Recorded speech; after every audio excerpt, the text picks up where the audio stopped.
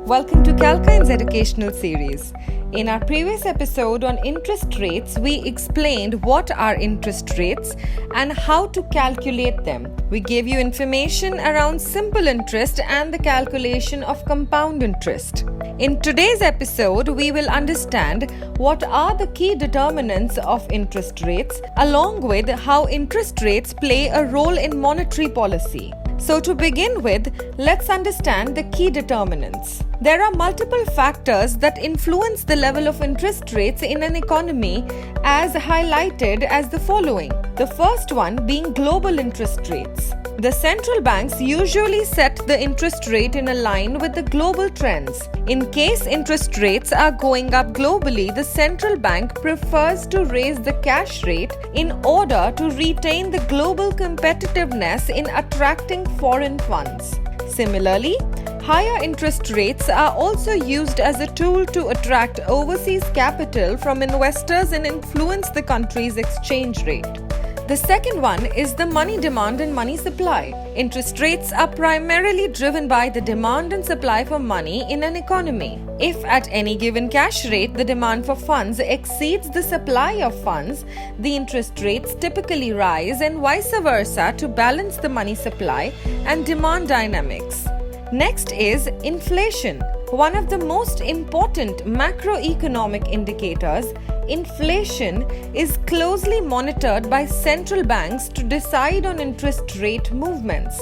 In fact, interest rate is often used by monetary authorities as a tool to control inflation and establish balance in an economy. If the level of inflation is high in an economy, central bank prefers to raise the interest rate so as to increase the cost of borrowings. This process makes the borrowings expensive, keeps a check on demand and controls and the money supply, thereby bringing inflation in the target range. Coming to government borrowings. At times when the government expenditure surpasses its revenue, resulting in a fiscal deficit, the government resorts to borrowing from the central bank. The quantum of this borrowing induces a rise in interest rates among the burgeoning demands for money. While these factors drive interest rates at a broader level, the rates charged by individual banks on consumers' borrowings or loans depends on several other factors as well, including credit score, loan to value, loan size, credit history, debt ratio, employment type, length of loan, and available documentation. Now let's glance at how interest rates play a role in a monetary policy.